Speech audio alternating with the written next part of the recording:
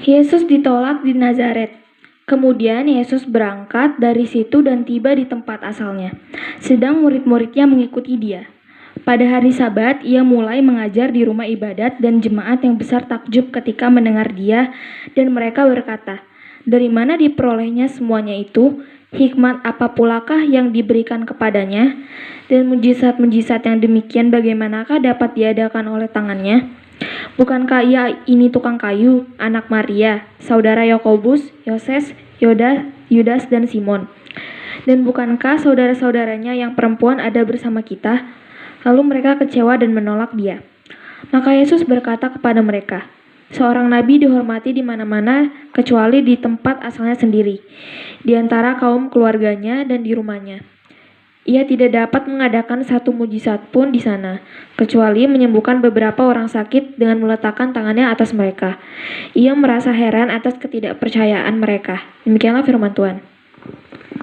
Jemaat yang dikasihi oleh Tuhan kita Yesus Kristus. Maka Yesus berkata kepada mereka, "Seorang nabi dihormati di mana-mana kecuali di tempat asalnya sendiri, di antara kaum keluarga dan rumahnya." Matius 6 ayatnya ke-4. Saat itu Yesus berada di kampung halamannya dan sedang mengajar di rumah ibadat. Mereka semua atau orang banyak itu terkagum-kagum mendengar tutur kata Yesus yang masih muda, bisa menjelaskan seluruh kitab para nabi dengan teliti.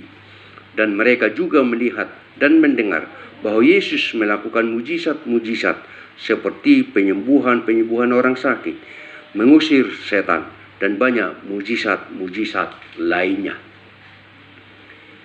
Karena orang-orang banyak itu mengetahui siapa Yesus dalam konteksnya sebagai manusia biasa, maka hati mereka menjadi tawar. Mereka cenderung menyepelekan dan tidak percaya kepada Yesus. Bukankah ia ini tukang kayu, anak Maria, saudara Yakobus, Yudas, dan Simon? Dan bukankah saudara-saudara yang perempuan ada bersama kita? Lalu mereka kecewa dan menolak dia. Markus 6 ayatnya yang ketiga. Mereka hanya melihat dan menilai dari sudut pandang mata sehari-hari. Dia ini atau Yesus ini kan anak tukang kayu. Dan kerjanya juga hanya tukang kayu seperti bapaknya. Tidak pernah belajar hukum Taurat sebagaimana pemuka-pemuka agama lain. Sepertinya mereka memandang rendah atas status keseharian Yesus. Itulah sebabnya ia tidak dapat mengadakan suatu mujizat pun di sana, kecuali menyembuhkan beberapa orang sakit dengan meletakkan tangannya di atas mereka. Markus 6 ayatnya yang ke-5. Di dalam kehidupan kita ini, perangai seperti itu sering juga kita lihat atau dengarkan, khususnya di dalam satu komunitas. Misalnya, jika seseorang berkata bahwa si A sudah kaya di kota atau sudah jadi pemimpin di satu tempat, maka penolakan yang pertama selalu datang dari komunitas yang terdekat mereka. Mereka sering berkata, khususnya pada zaman dahulu, terus apa dia itu? Kan kita kenal orang tuanya. Gak mungkinlah dia terus hebat, kata mereka. Anaknya juga biasa-biasa aja dulu kok di sekolah.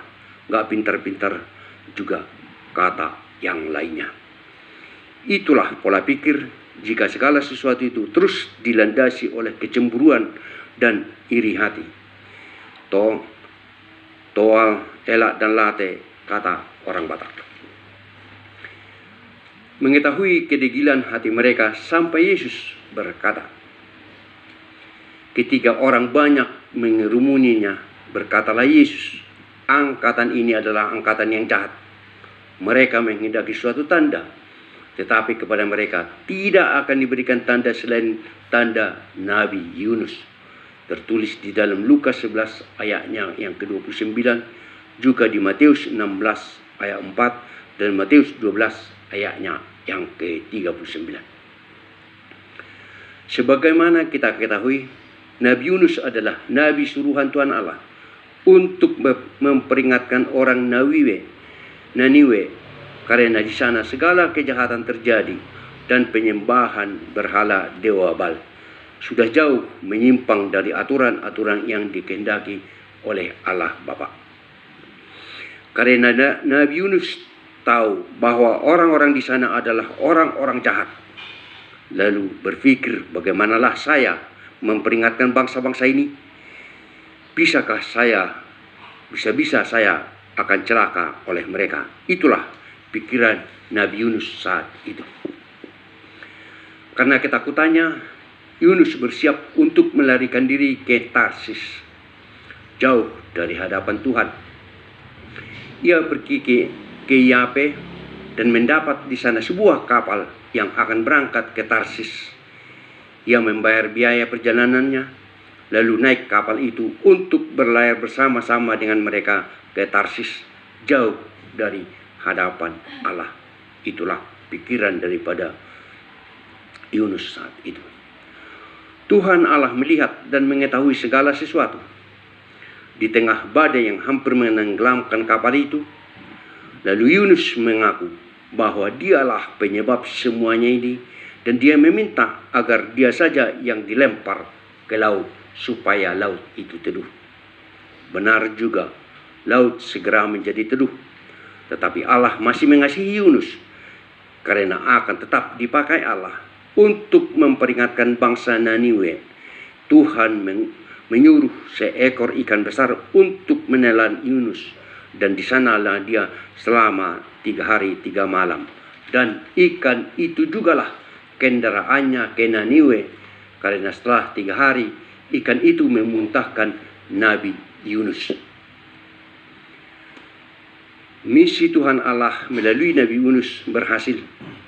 Penduduk Naniwe bertobat massal setelah Nabi Yunus menyampaikan perintah Tuhan dengan pesan, kota Naniwe akan ditunggang langgangan dan dihancurkan dalam waktu 40 hari ke depan jika tidak ada pertobatan.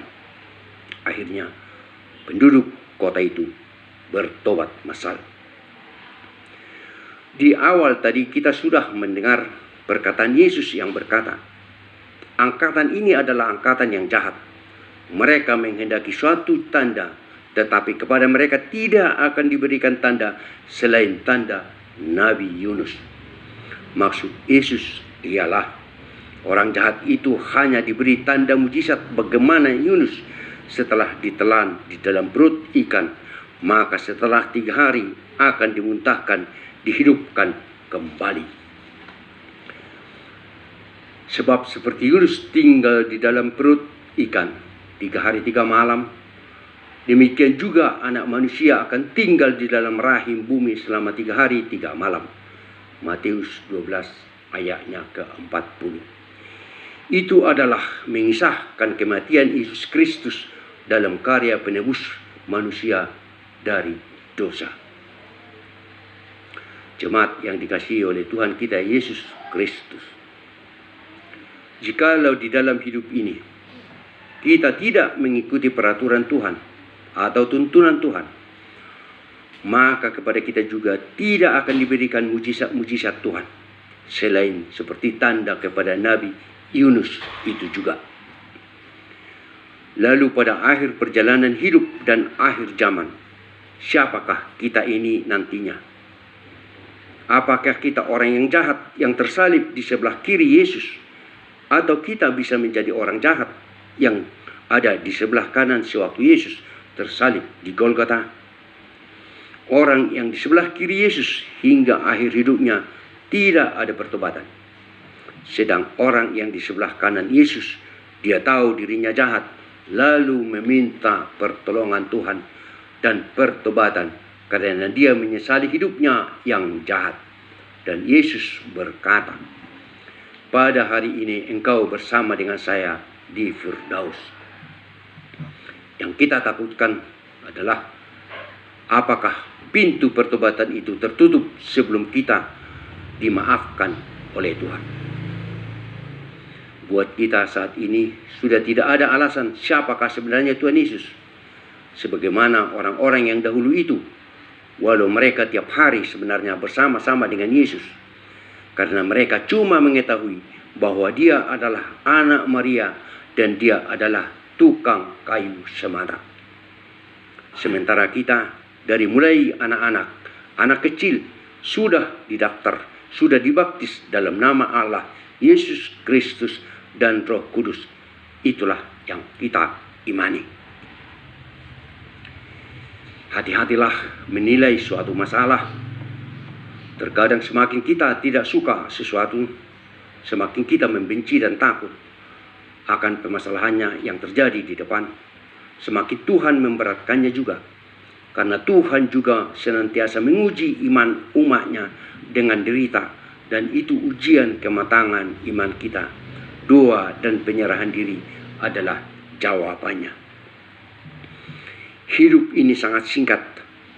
Janganlah nalarmu mengajar imanmu, tetapi imanmulah yang harus mengendalikan nalarmu. Semoga dan kiranya Tuhan menolong kita senantiasa. Amin.